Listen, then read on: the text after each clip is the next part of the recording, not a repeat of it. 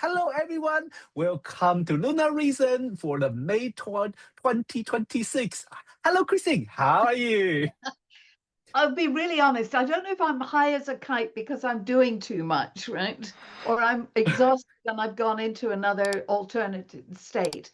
But this is a bank holiday and Yes. it's screamingly busy. Thank you for taking your time out. I think, yeah. This is my tea break. I like this attitude. For some people, this could be a huge task, but this is my tea break. Well, look, it makes a change from having to look at silver prices or oil prices and what's happening in the Strait of Hormuz and about 25 other things. And do you want to talk about the yen? And, really, not anything. I want to have a bank holiday. That's what I want. Yes. Yeah. And interestingly, that's what I hear most people say. I just want to have a quiet bank holiday. Well, that didn't happen, but I'm also having a lunar return today. So what can I expect? I see. So what's your recent, traveling project? I like to hear that because you always I will be here and there, and the next time we see each other, you probably come back from Canada. No, I canceled the Canada trip because I've got to go back to Istanbul. Yes, we heard about that. Those students were off the scale. Well, Uranus has gone into Gemini. We know we were expecting the unexpected, but this is really extraordinary. Because that course was supposed to be over and done with, that's it, 20 hours and I'm out. It couldn't be. They wanted to continue. I want to continue with them. So I'm going back to do a special weekend with them in June. And I said I would never run an astrology school. Sorry, Rod, but I don't think it's good. Tell me more about that. And I said I wouldn't do that. But now this thing is happening and it's happening by itself, really. So that's really exciting. So in answer to your question, the short bit is Slovenia and where was it? Istanbul. Yes, Istanbul, right. I've got to go to Chicago now for UA. And there are all sorts of things around that as well. So that's where it's all at. I totally understand why you want to go back to Istanbul more. As a teacher, when your students are eager to learn and they really, really show their interest on the topic that you really want to give them more, you are not like, oh, I'm not going to teach you. You're going to really, I will give you everything you need to know. It's quite incredible. As it happens, we had people traveling a long way to come for that course. We had somebody who came from the Netherlands. And Turkey is a huge country, so we had people coming from other parts. Yes. So, and they were, what was really interesting, Rod, is that when I do this, not this, but something similar in America or Canada, they want to talk about who should I invest with, who shares, blah, blah. The Istanbul people didn't want to know, right? That was a waste of time, right? Their sole thing was gold, silver, precious metals, oil. Interesting. But because they do fast trade, right? They're not other people like you and I might invest in something for several months or a year, but these were active traders. Wow. So it was fantastic because that's part of the process. But so it's really tremendous. I don't know what it is that we've started there, but it's like a gong note. It's going to echo for a long time. I think this is the echo of the Jupiter in Cancer, right? Because it's like you nurturing them with knowledge with the Jupiter theme. Well, maybe. I don't know what it was. But anyway, it was totally magical. Well, I'd done all this preparation on equities and the Istanbul Stock Exchange, and they were not really interested. Oh, interesting. I've got the top 10 companies for Turkey. I thought you'd be interested in one of them, but I had to really, it was like pulling teeth, that bit. Oh. But then when I got into what they were interested in, we were off Jupiter. That's interesting. So now, of course, they're very interested in what's going to happen this week because Jupiter is now geocentrically 19 degrees Cancer. Yes. It's a very sensitive financial axis, right? So Jupiter's there and Mars is going to square it this week. So you have, and everybody says, well, these markets are too high. At what point are they going to fall over? Everything is top heavy. So this week looks precarious, I think is the word. Right? But maybe not as interesting as next week. And I wanted to talk to you about that. Yeah, please. Well, I delve into all sorts of things, but I really am quite passionate about heliocentric stuff and the sun, as you know. I mean, this. Yes. And by the way, the solar book is going really well. Looks as though it will be there for September, but you've given birth to a book. It's Agony. Yes. Agony is the word. Yep. But the interesting thing is next week, heliocentrically, Jupiter moves into Leo. So Jupiter's going into Leo then, and it's not because it's moving quite fast. It's not too long before it opposes Pluto. So the thing that we're all concerned about in July, we Yes. get, this is the invisible writing on the wall. So that gambler's curse is coming into play at the 11th. Mars conjoins Saturn in Aries. That is also in heliocentric. In Helio, right? But before I tell you any more, at this point, we have one colossal stellium in Aries.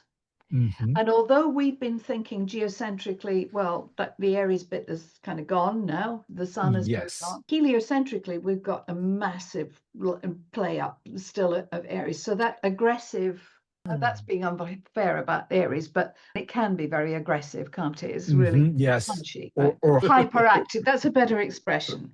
So that's hyperactive, and it's all hyperactive over 11, 12, 13, 14 of May. So it's the whole of that week is really that, I think that's the critical week, which is just coming into the New York Stock Exchange first birthday, which is the 7th of May. And so I think, you know, the old adage, they used to say, sell in May and go away. Yes, we know that. Yeah, it's probably going to be true. And that concentration rather suggests it's a kind of now or never. And it's a tricky one. What's amazing about this is that, I'm doing this book with Ona Doser, the solar book. And he is steeped in heliocentric stuff. And he had alerted me to this May and the heliocentric patterns that are in this May, which actually start today, right? And if you remember, it's only a week or so ago that we had that earthquake. Do you remember they said there was an earthquake off Japan? Do you remember? Yes. Yeah, and it was 7.3. Yeah, we're talking about, Yeah, and we talked about that. Well, of course, we still haven't had that. I mean, they said that might be a precursor to a bigger one. Yeah. And I'll be honest, I was concerned about last week's full moon because I thought, well, if we didn't have it, if we haven't had it, then it'll come with the full moon. But it's just as likely that it's going to come with this heliocentric patterns because that happened before. Okay. And particularly when Pluto gets involved, well, as you might imagine, Pluto gets involved, and that's it. But then if I roll this back into the geocentric stuff, we have, of course, that 21st of May, which I'm mentioning now because we meet again after that. Obviously, we'll meet after a full moon. But the 21st of May, we have something that none of us have experienced before, right? Nor your grandparents or your great-grandparents or however many ancestors you want to go back. Because we have, on the 21st, the sun slips into Gemini. Yes. For a meeting with Uranus, which, okay, it does that every year. It doesn't have that with Sedna in Gemini, right? So we have a conjunction, Sun, Uranus, Sedna, for Gemini for the first time in 11,500 years.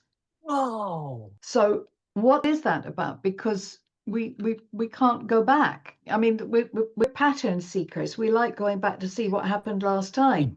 Right? Exactly. But there is no last time to go back to. So we have to do variations on a theme. So we say, okay, well, the last time they met, Uranus and Sedna met in a mutable sign, Pisces, was in the middle of the 18th century. And within 2 weeks of that, there had been the Lisbon earthquake that annihilated Lisbon. Okay.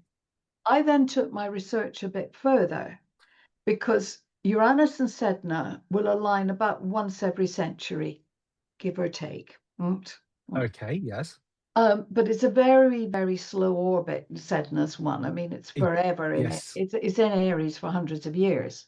Yeah. But if you look back all the way through to, I think I went back to the year 900. I didn't go back further than that.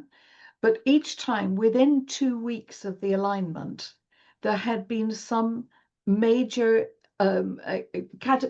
catastrophic event on the Earth that's to do with, it's natural science. This is nothing to do with how humans behave, or I don't know. I mean, it's the forces of gravity or what's happening inside the Earth or whatever. Right? So I do think we should be prepared for some mega event. Wow. If you tell me this like on Friday, I'm probably going to spend whole my weekend on this subject. But truly, this is maybe where you should be working together, or you can Yeah. research on this, because I think if you get Solar Fire to do it for you, the Uranus Sedna dates, and then see if there's any comet link. Is there a comet link there? Yeah. I have to be honest, I am really struggling with some of the solar stuff, in that we've only got accurate solar sunspot records Yes. to about the tail end of the 18th century, but you haven't got the stuff before then. So, although you've got a couple of 100 years worth, it's not enough. But with comets, they tend to be more noted. Well, I can offer my help. I will go back to check and share with you. Yeah, I'd be really interested to know, because I do wonder whether or not it's disturbance in the entire system. Mm-hmm. And of course, you can probably sense, as I said, I've got bank holiday high. I've got so many ideas. Yeah, but you just inspire me. Maybe later tonight, I'm going to start my Uranus Sedna with comet. Well, did we really need to know about Sedna? There's a good question, right? Yeah. Do we really need to know about, there's 30,000 blasted asteroids up there. I don't want them all to have names, by the way, and I certainly don't want to put them all in the chart. So we've got to I think we have to be a little bit reasonable about what we can put into the chart, what we don't. Yeah. But I'm not sure that we can afford to miss Sedna. Right? I don't know that we can, because this alignment, we want. This is new to us. This is a new vibration. And yes, it may have something to do with artificial intelligence as well, right? Yeah. Sedna rules the oceans. So maybe we have to start thinking about how sea creatures communicate with each other, right? Maybe we have to think about sound and wave frequencies in ways we haven't done before. Right? Yeah. A couple of days ago, I watched a Instagram that talking about it was in the United States was prohibited to communicate with dolphin because they are too intelligent and they know all the under ocean facility that U.S. Navy they set up. So it's like it's by law to communicate with dolphin in U.S. because they might give you some national security leak or something. Wow. Well, isn't that a wonderful possible example of this? I did think, I was thinking, supposing, I was thinking about natural disaster. And supposing a big block of ice breaks off in the Antarctic, that's threatened for quite a long time. Sure, yes. If that breaks off, you will have rising sea levels. Right? How many years ago you did wrote that on your first edition of Financial World? Yeah, but I dropped my pen because when I first read that book, I was like, wow, this is amazing. And then we kind of ignore that. We forget about that. Yeah, but I do think this is, well, in the UK, and I'm in the UK, I remember doing an interview, it was the late 1980s. Yeah. And I was on the same program with a guy who I think was the one of the financial people from the Halifax, one of the big, the mortgage companies and whatever. And I was saying that I had concern about the UK's water table, right? Because I felt that we were going to have a problem with flooding and housing, underpinning and all of that. Look how much we've had. Look how much flooding we've had, and the Somerset, and we're going to have more. Right, because this climate change is affecting everything. Definitely, yes. And I think this summer could be it could have its moments. Okay, wow. Yeah. The storms coming in now, and I said, if that piece of ice breaks off, I don't know how long it takes to melt and all the rest of it. But I think we have to view the sea differently. Definitely, yes. And I think this could be the message from Sedna with Uranus in the Gemini that we have to, the impact is around us with the Gemini theme. Is everyday's life is near you and I. But, like your tree or something, you're going to think about the clothing and your stair, your car. Yes. Yeah. Rod, I know what I haven't told you about. Yes, please. I did a talk last week. Yeah. At Chelsea School of Arts. I think that's, Uh-huh. And it was really interesting because I was to be part of a symposium. I used Julius Caesar's chart, the Ides of March, Augustus's chart. I used Trump's chart. I was showing how, because in those days, they looked at the natal charts of leaders. Yeah. In ways that we don't. So yeah, it really, and those people were so hungry for more information about it, which was lovely. It just made me realize how astrology is coming not back into its own. It's never gone anywhere, but no. it just how quickly, that's the thing, how quickly people could accept the sign for Saturn or Jupiter or whatever. How it's a latent language. It's not that far under anyone's skin. Cool. That sounds great news. It was tremendous. So I'm doing more with them. Yeah, cool. That's all. You really tell me, what is the next financial course in Cityscope? Well, there's obviously the Istanbul and all of that, and then I'm going to do some work for you. Yeah, we're going to work together. Yes. Yeah. I'm really sorry that just the clash of dates. I can't be with the AA. Don't worry. Yeah, but thank you for mentioning about the AA conference, because on the 17th September to 20th September, we will go back to the Nottingham, the beautiful hotel and the beautiful environment with Lynn Bell, with Sam Judd and Tony Howard, Howard Taylor. And I will be there, but I'm not going to present, but I will be look after everyone there. So if you're interested to join this conference, please come back and then go to visit the AA website and book your place, because before the end of May you can enjoy the great discount. Thank you for supporting AA, Christine. Well, as I said, I'm really sorry, but I'm going to make the most of my trip across the pond and actually do some other things whilst I'm on that side of the pond. Yeah. Yes, I mean, as you know, that jet lag, because it's 6 hours, isn't it? Yes. Yeah. I mean, mind you go backwards and forward to Taiwan, so it's... Oh, yes. Yeah, the long haul flight. I'm older than you, so I need more time to adjust. Yeah, totally understand. I'm not far from there.